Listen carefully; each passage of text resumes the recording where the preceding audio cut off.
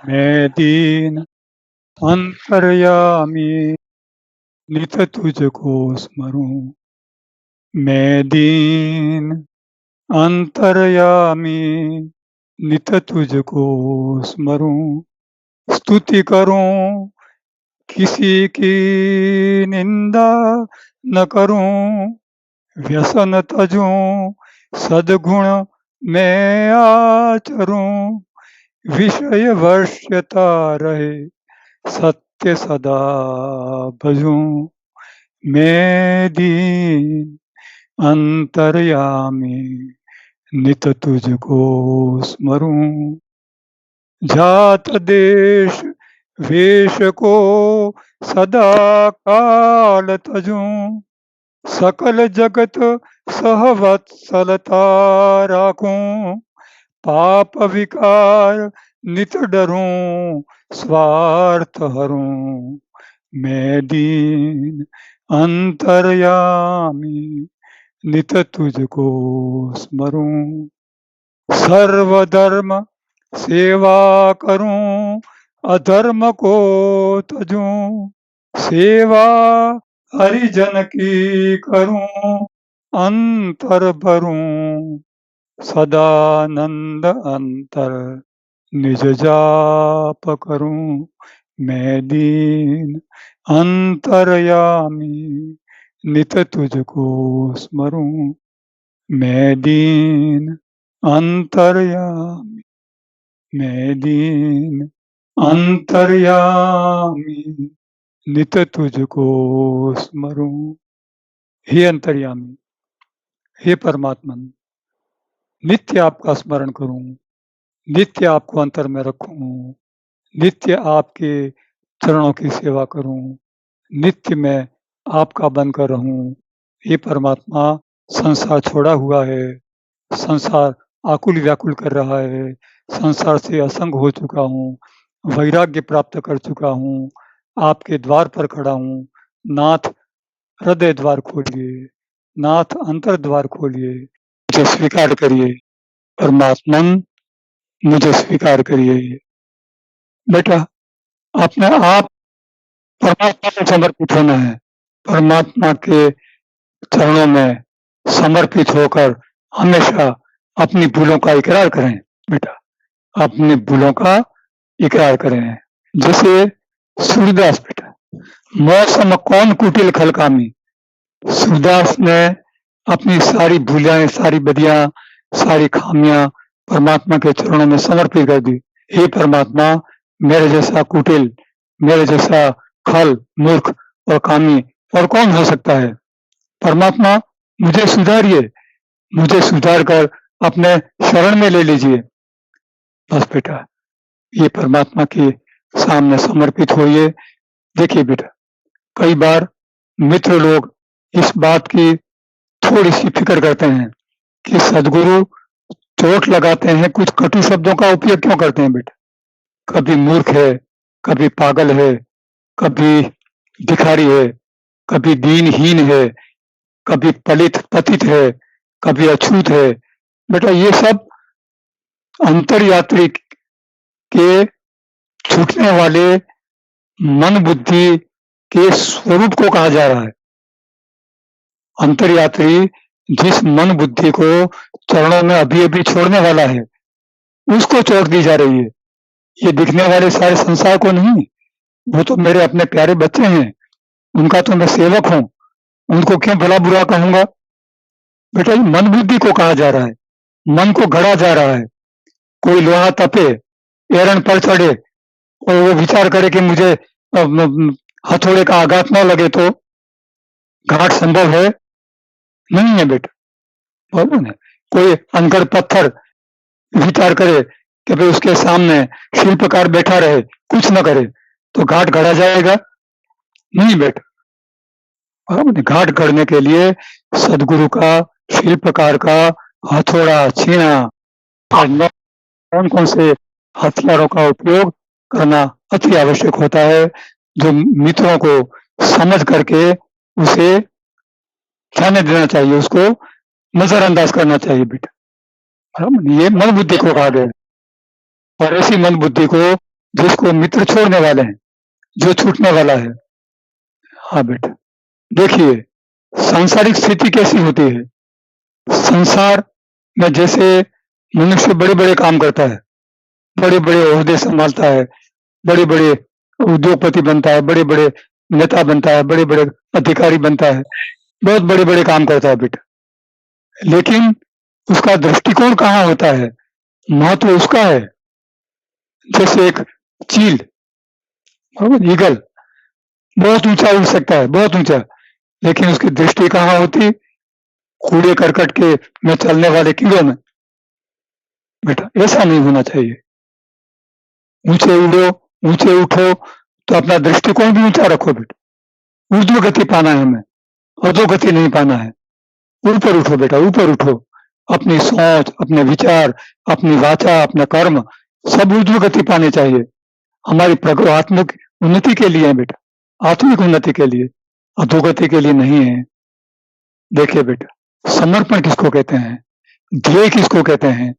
एक बार एक सदगुरु के पास एक वृद्ध सदगुरु के सानिध्य का सेवन कर रहे थे। किसी मैसेंजर ने उनको समाचार सुनाया कि दादा आपका घर जल रहा है, आपका घर जल रहा है, आइए दौड़िए, बुझाइए उसको। वो वहां से टस से मस नहीं हुए, बैठे रहे, सानिध्य सेवन करते रहे, उनको इससे कोई फर्क नहीं पड़ा। उनका धैर्य बिल्कुल नहीं बटा। बाद में घर तो बुझ गया, वहां फायर ब्रिगेड वाले भी आ गए, मित्र लोग भी आ गए, पास पड़ोस वाले भी आ गए, घर बुझ गया। दादा से पूछा गया कि दादा आपको जब ये समाचार मिले तो आप वहां से हिले क्यों नहीं? आपने न तो चिंता व्यक्त की, न आप उठ करके घर आए। उन्होंने कहा, देखिए बेटा ध्यान से सुनिए, उन्होंने क्या कहा कि बेटा मैं आकर के अधिक से अधिक 1-2 बाल्टी पानी डालता, मैं बूढ़ा घर बुझाने के लिए और क्या करता? 1-2 बाल्टी से घर बुझने वाला नहीं था। फायर ब्रिगेड वाले आने होते थे और लोगों को मदद चाहिए थी, तो ये सब होना था, तो वो तो होना ही था। ये तो परमात्मा करने वाला था। मैं आकर क्या करता? मैं अपने सदगुरु के सानिध्य का सेवन करता था बेटा। इससे बढ़कर और कोई सानिध्य नहीं होता। मैं यहाँ बैठा रहा, फिर भी मेरा घर तो बुझ गया। तो बेटा कई बार हम अपनी छोटी-छोटी भूलों, छोटी-छोटी गलतियों और छोटी-छोटी पीड़ाओं में इस तरह फंसे रहते हैं कि हमारा जो अंतर्मन है, जो परमात्मा के साथ जुड़ा रहता है, वह हमेशा बेध्यान हो जाता है। ऐसा नहीं होना चाहिए। परमात्मा से जुड़े हैं तो जुड़े ही रहिए बेटा। बाहर की जो क्रियाकलाप हैं, वो तो आपको थोड़ा डिस्टर्ब करेंगे, लेकिन होना नहीं है, होना नहीं है बेटा। गाय और बछड़ा देखिए, परमात्मा और भक्त का भाव देखिए बेटा। ये गाय संध्या काल में रंभाती है, भूली पड़ गई है, उसे पता नहीं कि मेरा बच्चा कहाँ है। वो रंभाती है, जोर जोर से रंभाती है कि उसका बच्चा सुने और आश्वस्त हो जाए कि तेरी माँ तेरे पास आ रही है, बेटे तेरे पास आ रही है, चिंता कर मत, तेरे पास आ रही है। बस गाय रंभाती रहती है, बच्चा भी रंभाता है, लेकिन उसका आवाज बच्चा होने के कारण इतना कमजोर होता है कि वो माँ तक नहीं पहुंच पाता। लेकिन माँ की आवाज बच्चे तक पहुंच पाती है। एक भक्त की आवाज परमात्मा तक पहुंचे या न पहुंचे, बेटे परमात्मा की आवाज आप तक पहुंच जाती है। वो आपका अंतर्मन सुनता है, आपके ये कान नहीं सुनते। इन कानों के पर्दे तो बहुत मोटे होते हैं, ये नहीं सुन सकते। लेकिन जब आप आश्वस्त हो जाते हैं, आपका काम हो जाता है, आपका दुख निकल जाता है, तब आप तो यही कहेंगे कि ये तो मेरे मुंह से हुआ, मेरे सगे संबंधियों ने किया, उसने किया। आप कतई ये नहीं स्वीकार करेंगे कि ये मेरे अंतर में बैठकर मेरा परमात्मा कर गया, मुझे आश्वासन तो मेरे परमात्मा ने दिया। कतई नहीं स्वीकार करेंगे बेटा। यही है जगत की करुण कथा, यही है जगत की पामरता कि वो परमात्मा के अधिकार, परमात्मा की कृपा को कभी नहीं जांचता, कभी नहीं स्वीकार करता बेटा। परमात्मा करुणाकर है, करुणाकर है, करुणा का सागर है, उसको कोई नहीं समझ सकता बेटा। हर घड़ी, हर पल आपके अंतर में विराजमान, आपका हर काम वो देखते हैं, करते हैं, आपको दिशा देते हैं, दृष्टि देते हैं।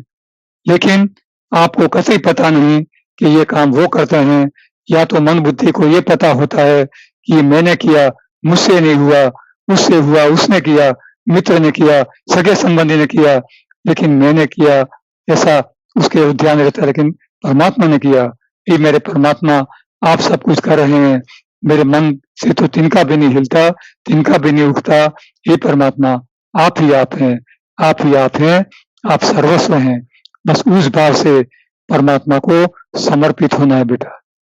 देखिए, एक सौराष्ट्र के छोटे से गांव वावड़ी, उस गांव में संत सत देवीदास कच्छ से आए हुए थे।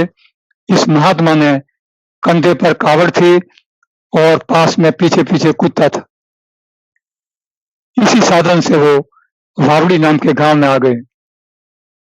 सालों बीत गए, महात्मा ने एक ही काम किया, गांवों से वो भिक्षाटन करके जो भी रूखी सूखी रोटी मिलती कावड़ भर कर ले आते और गरीब, अनाथ, निराश्रित, बेघर और जरूरतमंद लोगों को खाना खिलाते, उनको पानी पिलाते। गांव के लोग भी उनको मदद करते, उनकी सेवा में हाथ बटाते भी। ऐसा करते करते सालों बीत गए, कई साल बीत गए और ये सदगुरु सेवा करते ही रहे, सेवा करते ही रहे। पानी इतना सारा चाहिए था कि उन्होंने परब बना दी। जमीन में पत्थर गाड़ करके एक अच्छा सा कुंड बना दिया, उसमें पानी भरा जाता था और उस पानी से मित्रों की प्यास बुझाई जाती थी। इस तब से उसको परब वावड़ी कहा जाता है। तो सत देवीदास एक बार अपने आश्रम में विराजमान थे, दोपहर के टाइम में एक बारात वहां से निकले। बारात में वर कन्या दोनों विराजमान थे, दूल्हा और कन्या दोनों विराजमान थे।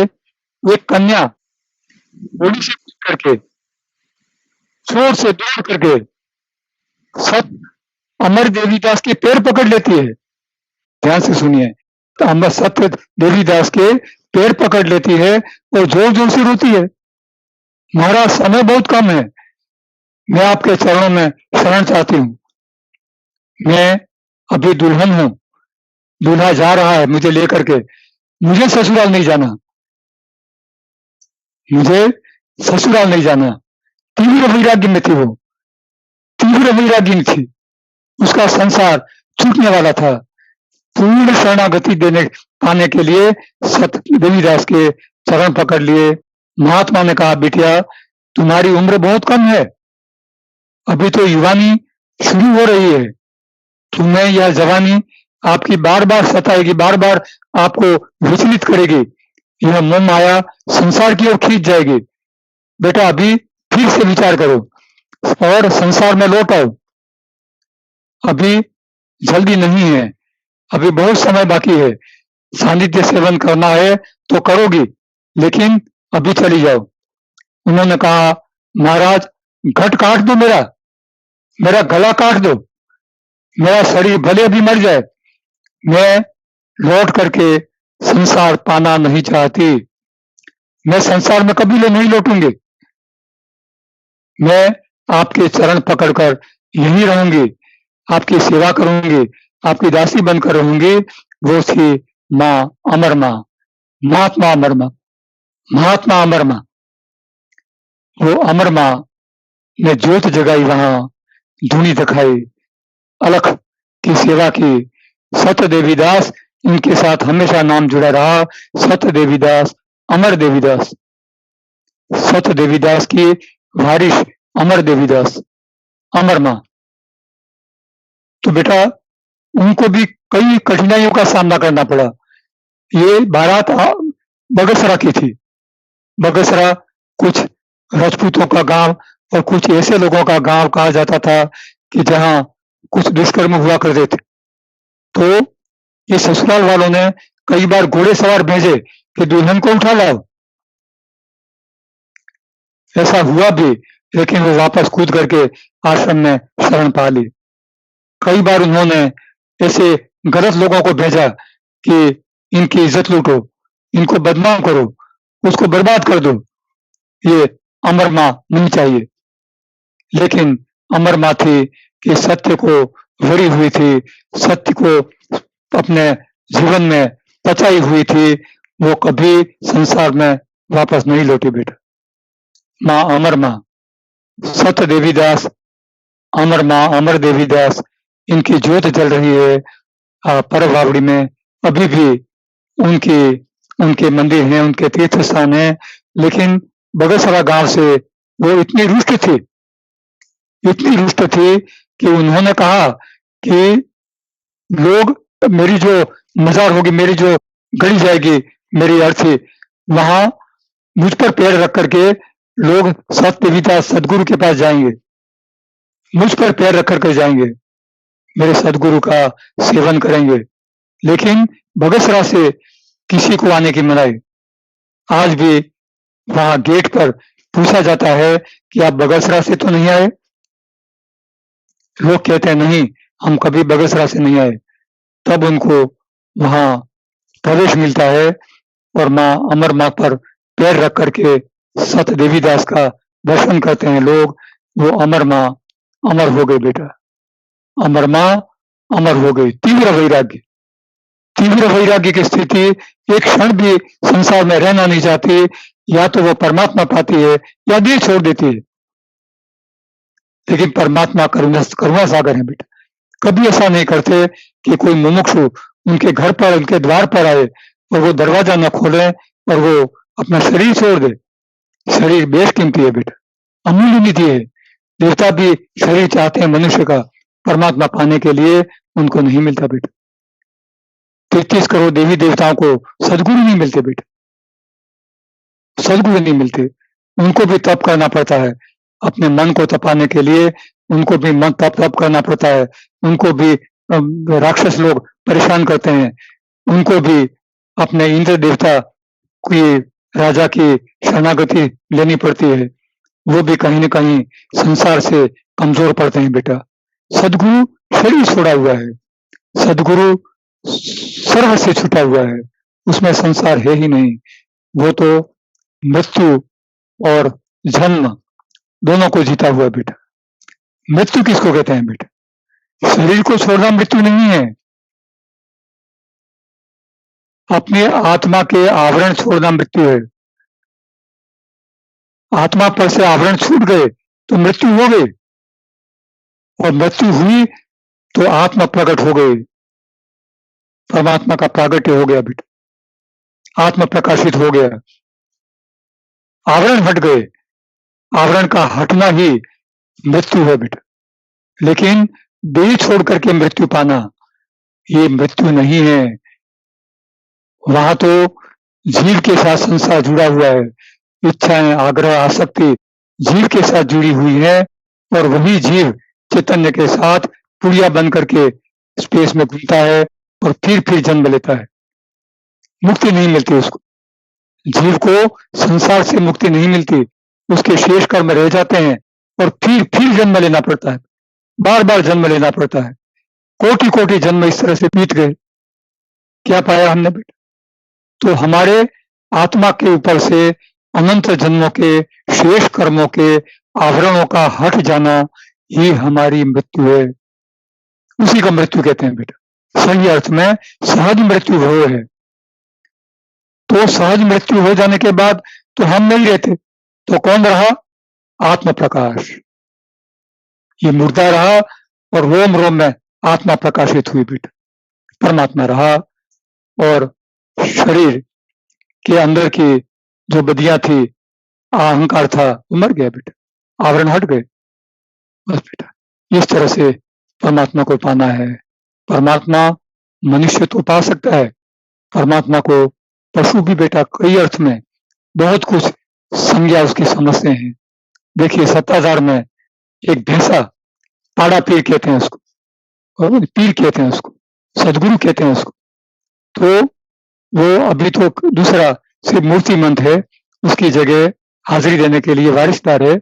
लेकिन जो पहले था वो भैंसा कहते हैं बहुत मोटा ताजा और बहुत सहज था, उसने न तो कभी किसी को मारा कि और प्राणियों से एकदम अलग था बेटा। कहते हैं कि उसको कुछ लोग स्लाटर हाउस में ले गए उसको मारने के लिए, और उस पर जब ब्लेड चलाई तो ब्लेड टूट गई। एक बार टूटी, उन कसाईयों ने दूसरी बार ब्लेड चढ़ाई तो दूसरी बार भी टूट गई। कसाईयों को भी आश्चर्य हुआ, अब तक बहुत बड़े मोटे ताजे पशु यहाँ आ गए और उनको हमने मार दिया, उनकी हत्याएं की हैं, लेकिन ये तो कुछ अजीब प्राणी है, कुछ समझ में नहीं आ रहा और हमें ऐसी कुछ प्रेरणा हो रही है कि इसको नहीं मारना चाहिए। उन्होंने कसाईयों ने सिर्फ उसको छोड़ ही नहीं दिया, उसे लेकर उनको किसी ने सूचना दी कि भैया इसे छोड़ मत देना, इसको ऐसा करो, सत्ताधार नाम के एक आश्रम में सदगुरु रहते हैं, ये कोई देवी प्राणी है, इसको वहां छोड़ आओ।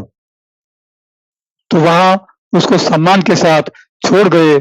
सदगुरु आपा गीगा ने उसको स्वीकार किया, उसके उसके लिए अलग आश्रम बना, अलग जगह बनी, उसको नहलाया धुला करके उसकी दिनचर्या का ध्यान रखा जाता है, उसको फुलहार चढ़ाए जाते हैं और उसकी उसी तरह सेवा की जाती है जिस तरह की एक जागृत मनुष्य की। तो पशुओं में भी संज्ञा होती है बेटा, पशुओं में भी मनुष्य बैठा होता है, जीव बैठा होता है, वही आगे जाकर मनुष्य होना होता है। मनुष्य भी पशु का रूप धारण कर सकता है बेटा।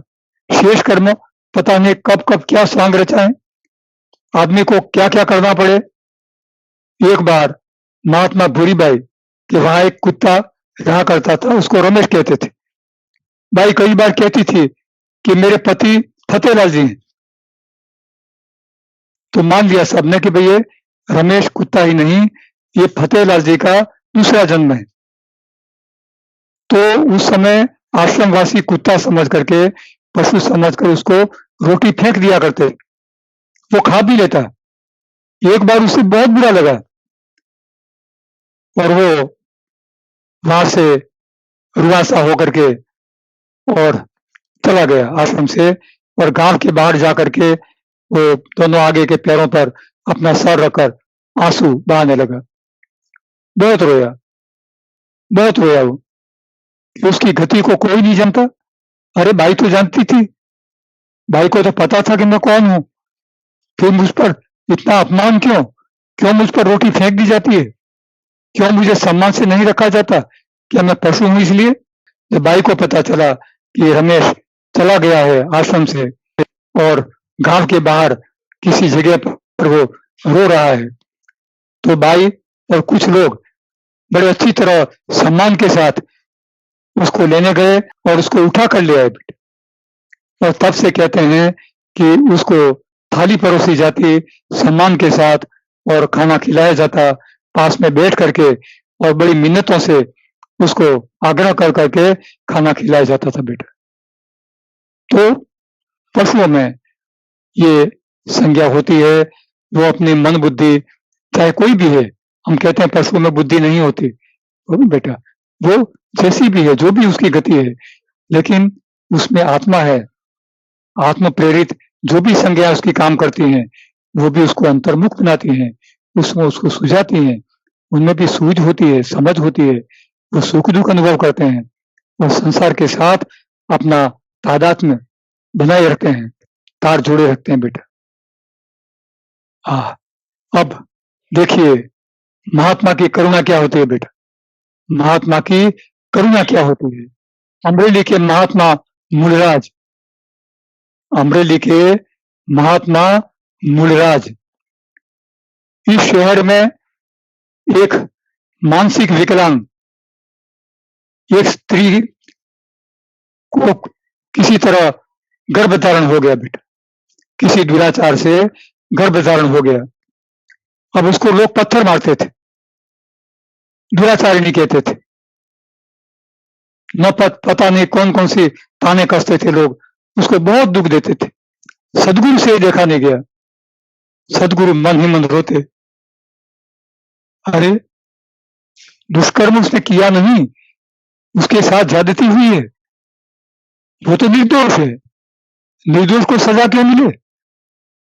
निर्दोष को सजा क्यों मिले? क्यों ये संसार नहीं समझता? मूलराज ने जाहिर किया, ऐलान किया कि इस लड़की के पेट में मेरा बच्चा है। देखिए सदगुरु की करुणा, इस लड़की के पेट में मेरा बच्चा है। लोग उस लड़की को पत्थर मारने के बजाय महात्मा मूलराज को पत्थर मारने लगे। ये बावटे, ये साधु सब भगवे पहन करके छलते हैं लोगों को। ऐसे दुराचारी को भगा दो, यहां से मार दो, इसको नहीं चाहिए ऐसे बदनाम लोग, भगा दो इनको। परमात्मा को छलते हैं, परमात्मा के नाम से अपना पेट पालते हैं ये लोग। भला बुरा कहा, सदगुरु समझते थे अपनी बात, उनको पता था कि दुनिया ऐसा ही व्यवहार करने वाली है। उन्होंने उस बिटिया को बुलाकर कहा, बेटी एक बात को ध्यान से सुनो, जब इसकी यानी मेरी अर्थी निकले, मैं मर जाऊं और मेरी अर्थी स्मशान की तरफ जाए, उसके बाद ही बिटिया ये बात जाहिर करना कि ये तो मेरा बाप था, ये दुराचारी नहीं था, ये तो मेरा पिता था। मेरे साथ दुराचार तो किसी और ने किया, लेकिन करुणावशात इस सदगुरु ने मेरे सारे दुराचार अपने सर पर ओढ़ लिए और मुझे बचा लिया। ये करुणा बेटा, करुणा सागर है सदगुरु, करुणा सागर है बेटा। हाँ बेटा, सदगुरु करुणा सागर है बेटा। तब से कहा जाता है कि अमरेली में बहुत कुछ अभावों से वो शहर गुजरता आया है बेटा। ये बात मानी जाती है कि वहां पर खारा पाट यानी बंजर भूमि है, खेती बाड़ी ज्यादा नहीं होती, लोगों को खारा पानी पीना पड़ता है, और भी कई आफतें वहां आ जाती है, सूखा पड़ता है। होता है बेटा, संसार है, संसार परमात्मा की गति को नहीं जानता, सत्य की गति को नहीं जानता, वो सिर्फ अपने पेट को जानता है, अपने सांसारिक सुख को, आमोद प्रमोद को, साधन को ही जानता है, और पेट पालने के सिवाय और कुछ नहीं जानता। और यदि जानता है तो वो तब जानता है जब उस पर दुखों का पहाड़ टूट पड़ता है, तब उस पर को उसको पता चलता है कि मेरा तारनहार कहाँ है, मैं कहाँ हूं, मुझे क्या करना चाहिए, कहाँ आश्रय लेना चाहिए, तब पता चलता है बेटा। हाँ बेटा, अंतरा सुन लेते हैं बेटा। धुंध ढाके दृश्य को दीपक जला चलता रहे। बेटा आपकी सांसारिकता आपकी आत्मा को ढक दे तो चिंता मत करो, वो कालिक है, कुछ समय के लिए है, दीप जला चलता रहे। अंतर दीप जलाओ बेटा, आत्म प्रकाश करो और अपने अंतर में उजाला करो। ठोकर लगे तो बांध पट्टी, आप मत कूदता रहे, अंदर ही अंदर अपने आप को किसी दोषी नहीं मानना है। हाँ बेटा, अपने आप को दोषी नहीं मानना है, अपने आप को कूटना नहीं है, आत्मवंचना नहीं करनी है। ठोकर लगे तो बांध पट्टी, सानिध्य की पट्टी बांधो बेटा, आपका घाव भर जाएगा। भाग मत तू आप से, मत आप से चिपका रहे, अपने आप से मत भागो बेटा, और मत ही अपने आप से चिपके रहो। दूर सुख के भाव से तू पास दुख सहता रहे। बेटा सुख आने वाला है, थोड़ा दूर है, उसकी इंतजारी करो, प्रतीक्षा करो, और अभी पैर में जो दुख पड़ा है उसको थोड़ा सा सहन करो बेटा। बिना दुख के समझ ले, हरि शरण तुझको ना मिले। बेटा बिना दुख सहन किए सुख नहीं मिलता, मिला उससे तुष्टि पावे, हरि शरण रस में घुले। जो सुख मिला है उसे संतुष्टि प्राप्त करो और मुक्त हो जाओ, हरि शरण रस में घुले, परमात्मा के समरस में बेटा घुल जाओ, आध्यात्मिक बन जाओ। आप अंतर खोल साधु, अंतरे में हरि मिले, मत बिगाड़े जन्म अपना, पत्थरों में घुल खिले। स्वयं से जो ना उठा तो कोटि तुझको ना उठावे, स्वयं से जो ना उठा तो कोटि तुझको ना उठावे। अपने अहम को मार दे, फिर कोई तुझको ना सतावे। कोई कहे कि मेरा शत्रु है, मेरे ये है ये, तो अपने अपने अहंकार को मार दो बेटा, अपने होनेपन को मार दो, तो आपका कोई शत्रु नहीं है। धूल का ही फूल हो जा, नभ कुसुम तू ना कहावे, तिमिर में तू कर उजाला, आप अंतर आप पावे। कम नसीबी भी नहीं तुझ, भाग्यशाली भी न तू, आशियाने सब सरीखे, मत महल से लाग तू। कल्प की दो राह छोड़े, सत्य से मत भाग तू, कोटि जन्म फिरा वृथा, कर एक पल विश्राम तू। बन सहारा जगत का, पहले बने तू आपका, काल का मत कर भरोसा, ना रहे पर जाप का। कब मृत्यु आ जाए, कब काल छीन ले जाए शरीर को, बेटा पता नहीं। इसलिए अंतर में परमात्मा को याद करना, स्मरण करना, कभी मत चुको।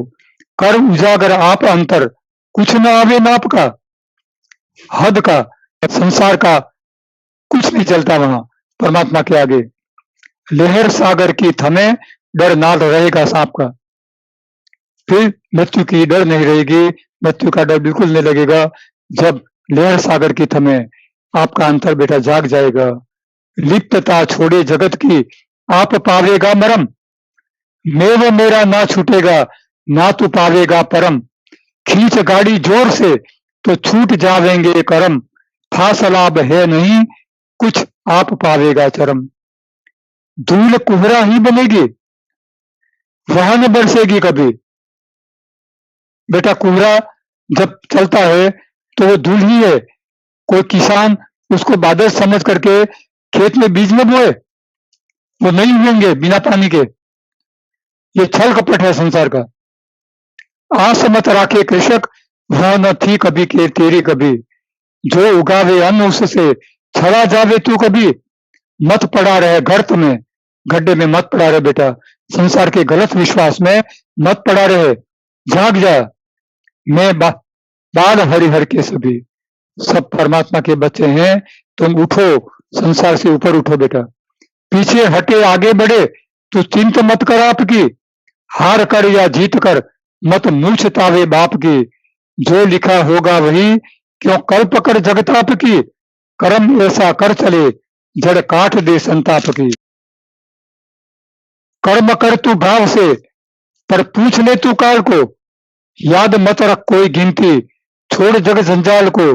पार वेतरणी करे, पर राख गंगा बाव को, छेद मत कर नाव में, तू काट माया जाल को। बेच दे या भेंट दे, कुछ भार तू हल्का करे, मत खजाना लूट कर, निर्भार को हाका करे। आसरे सब टांड पर, चिपका उसे लिखा करे, मत खुद पर खुदी के भाव को, तू मत कभी टाला करे। जो छिनारी मन करे, वह ना करे बाजार भी, आप ही अपने सिपाही और गुनहगार भी। क्या कहे कोई किसे, फिर पूछ ले तू जात भी, हो यदि अंतर ही मेला, ना सुरक्षित मात भी। पेट खातिर दौड़ते बेबाक हो प्राणी सभी, मत किसी को लात मारे, पेट पर कहते सभी। हर हाल में भूखा नहीं, सोवे कोई कहते सभी, कर खुदी पर तू भरोसा, भाव में बहते सभी। तू पिलाकर दूध पाले, सांप को तो काट दे, जहर को तू समझ, उसकी झात को तू पाट दे। की नहीं हिंसा किसी ने, खून अपना चाट दे, सब सकारण सृष्टि रच दी, अघाट से हरि घाट दे। अलख की इस शांतता में मुक्त हो फिरता रहा, बेबाक हो संसार, अपनी रोटियां गिनता रहा। ना सूझ पाई काम की, आराम ना पलका रहा, वक्त से बाहर निकल, यह मौन कुछ कहता रहा। वक्त से बाहर निकल, यह मौन कुछ कहता रहा। जो न पाया आप में, वह जगत में फिर है नहीं, सर्वस्व दे जग में तुझे, ऐसा दिलावर है कहीं। आप ही पावे पचावे, आप ही अंतर नहीं, है नहीं तुझ में समझ, तो फिर नहीं कुछ भी कहीं। बेटा जो भी है आपके अंतर में है, आप में नहीं तो कहीं कुछ भी नहीं बेटा, कहीं कुछ नहीं मिलने वाला, कहीं कुछ भी नहीं मिलने वाला बेटा। इसके वचन को बार बार गौर करिए, कहीं कुछ भी नहीं मिलने वाला। बेड़ियां कसकर लगाई थी कहीं संसार ने, कसकर लगाई गले में फांसी कहीं अपराध ने। पाप और इस पुण्य को जांचा जगत के न्याय ने, आपने है बाण पकड़ा आपको ना बाण ने। बेटा, आसक्ति से, इच्छा आग्रह और आसक्ति पोषने के लिए, उनका पोषण के लिए आपने शरीर को पकड़ा है, शरीर ने आपको नहीं पकड़ा बेटा। वो तो छूट सकता है। आपकी इच्छाओं की पूर्णता के लिए आपने इस शरीर को पकड़ा है, उसकी दवाई करवाते हैं, शरीर का ध्यान रखते हैं, उसको अच्छी तरह नहला धुलाते हैं, कपड़े पहनाते हैं, सजाते संवारते हैं, उसका सर हमेशा मित्रों में ऊंचा रहे, इसके लिए अहंकार जताते हैं। ये सब आप करते हैं बेटा, वो नहीं करता। वो तो मूढ़ गधा है, मूढ़। आप इधर देखेंगे तो वो उधर देखेगा, मन उधर ले जाएगा तो उधर जाएगा, मन कहेगा तो वो बैठ जाएगा, मन कहेगा तो उठ जाएगा, वो मन कहेगा तो मजदूरी करेगा, मन कहेगा तो वो विश्राम करेगा, कुछ नहीं करेगा वो। बेटा, उसका ध्यान रखो, उसका ख्याल रखो। बड़ी मिन्नतों से, बड़े परिश्रम से परमात्मा से मिला है।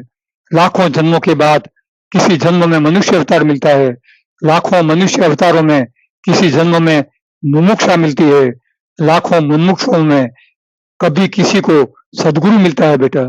बाकी ये दुर्लभ है, अति दुर्लभ। इसलिए बेटा, इसका ध्यान रखिए, हमेशा इसको सजा संवार कर रखिए अपने अंतर में। जिस तरह हम खजाने को ताले में बंद रखते हैं, तिजोरी में बंद रखते हैं, उस तरह बेटा अंतर में परमात्मा को, हमेशा सदगुरु को अंतर में संवार कर रखिए।